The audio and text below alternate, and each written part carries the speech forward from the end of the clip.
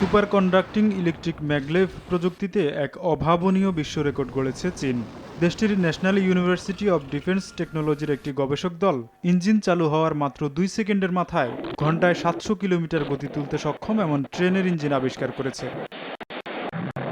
400 মিটারের রেললাইনে 1 টন ওজনের একটি ট্রেনে এ পরীক্ষা চালানো হয়। বলা হচ্ছে, এ প্রযুক্তি চীনের ভ্যাকুয়াম টিউব ম্যাগলেভ বা অতি উচ্চ গতিতে যাতায়াত ব্যবস্থার পথ প্রশস্ত করল। এটি শুধু ট্রেন নয়, মহাকাশযানের বুস্ট লঞ্চ ও বিভিন্ন বৈজ্ঞানিক পরীক্ষায় নতুন দিগন্তের উন্মোচন করবে। এটি বছরের পর বছর ধরে করা একটি প্রচেষ্টার ফসল। আমরা অতি উচ্চ গতি সম্পন্ন ইলেকট্রোম্যাগনেটিক প্রোপালশন, ইলেকট্রিক সাসপেনশন ও সুপার কন্ডাক্টিং ম্যাগলেভ পদ্ধতির প্রযুক্তি অর্জনে সফল হয়েছি। এই আবিষ্কার চীনের উচ্চগতির পরিবহন ব্যবস্থার গবেষণা উন্নয়নে সহায়ক হবে। হার্টের যত্নে বিশ্বসেরা ক্যানোলা তেল এখন বাংলাদেশে।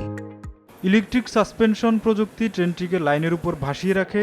সুপার কন্ডাক্টিং ম্যাগলেভ প্রযুক্তি ঘর্ষণহীন চলাচলের জন্য একটি শক্তিশালী চৌম্বক ক্ষেত্র তৈরি করে এবং ইলেকট্রোম্যাগনেটিক প্রপালশন যানটিকে অবিশ্বাস্য গতিতে সামনের দিকে এগিয়ে নিয়ে যায়। পরীক্ষামূলক ট্রেনটি চালুর পর সফলভাবে কাঙ্ক্ষিত দূরত্বে থামাতে সক্ষম হন বিজ্ঞানীরা, যেটি বিশ্বে যোগাযোগ ব্যবস্থাকে অভূতপূর্ব উন্নয়নের দিকে নিয়ে যাবে বলে মনে করেন গবেষক দলের সদস্যরা। তোফাজ্জল হোসাইন, সময় সংবাদ।